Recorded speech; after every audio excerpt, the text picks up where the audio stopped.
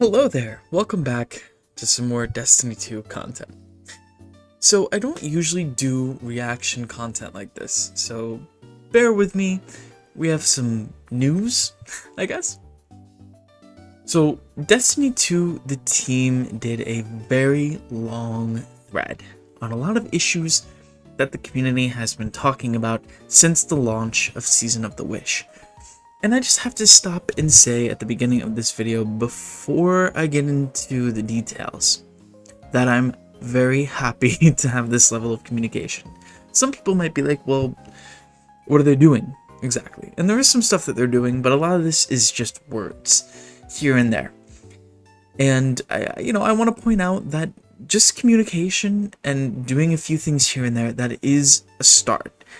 I've talked about a lot how trust and goodwill needs to be built in order for the community to feel more comfortable with listening to what Bungie has to say and trusting that what they're saying is true.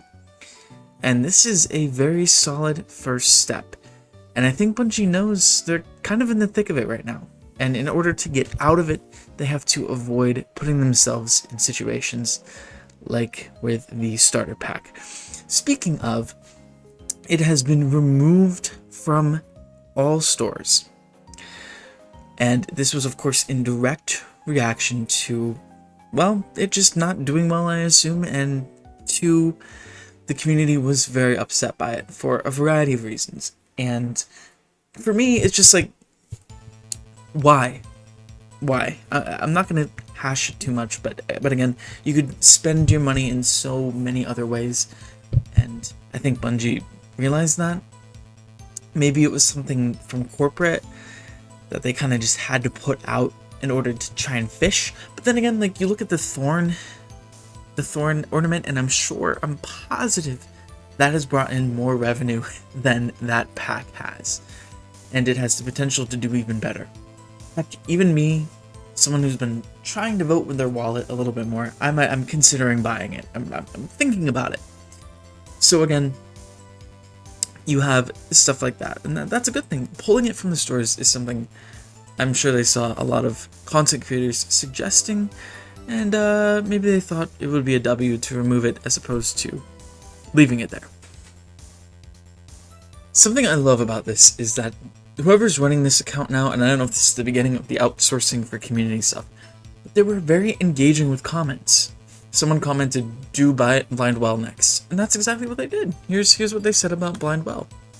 So here's the whole thread here. So they said, we've heard you that asking players to go back to the Blindwell as part of the first week's story is a sore spot. One of the goals here was to make sure players knew from the start that there's increased difficulty and new loot to earn in this activity. Something I will mention before moving on to the next part is there is more than just the new guns in this loot pool, so it does make it harder to get these guns, but some of the reworked Dreaming City weapons are worth it perk-wise. They can get like Subsistence Onslaught on Tiger Spite, which sounds really fun. You can also get it on Breakneck.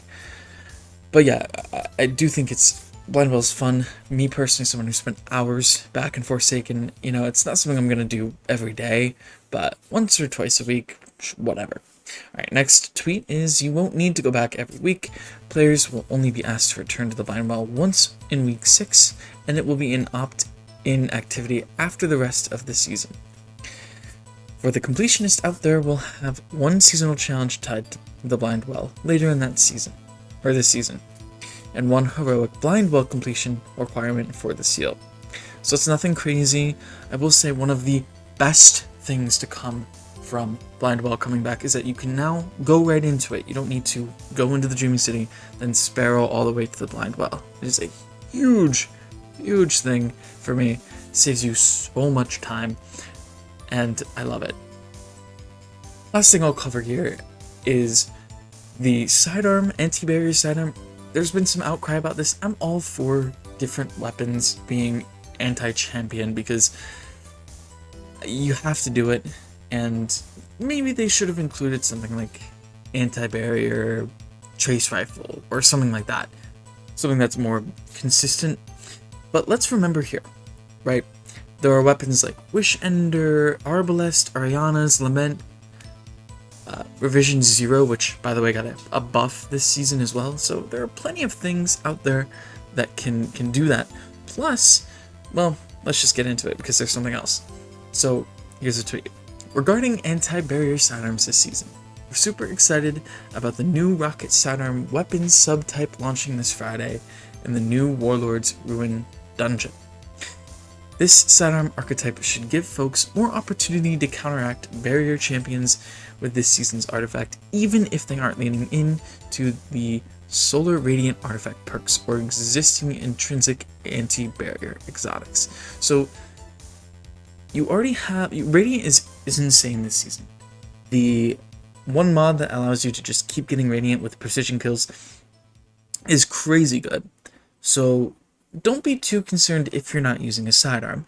And even if you are using a sidearm, you have really good exotics out there, like Forerunners if you wanted to run that. You have the Lightfall sidearm as well, Cryosthesia if you wanted to use that. Buzzard is something you can get from Vanguard Ops if you're that desperate. There's Straying from Season of the Haunted. There are plenty of options out there, so I wouldn't be too disgruntled. I'd also like to mention that Radiant is available, but you also have Volatile rounds, you also have Strand with Unraveling rounds. So yes, there are plenty of options out there for anti-barrier. Don't be too stringent about it. And maybe if this becomes more of a logistical issue, we'll see them change it, but I don't think they'll do it for now. It makes sense. They'll see how things go before any changes are implemented.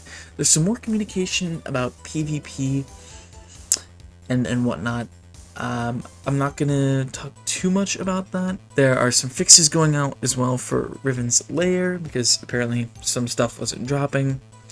But overall, the communication is really nice. I think there was over like 20 tweets, maybe 20 or 30 tweets and replies from Destiny 2 team account today. And it is amazing. If you are not following that account and you play Destiny 2, you should definitely follow that account, or I don't know. I know some people don't use Twitter anymore, so it's a little inconvenient. Hopefully, if you don't, you're able to come here to get the news and whatnot. This is a huge Bungie W. I hope next time it doesn't take something as horrific as the starter pack to bring out this side. Maybe this is something that we're going to do anyways, communicate with us. And the starter pack was just the first domino to fall, so to speak. And quite honestly, the largest one to fall. So yeah, I mean, Season of the Wish has just begun. A lot of drama, but again, the reaction from Bungie to be this swift is very, very good, to say the least. Let me know what you guys think below, respectfully, of course.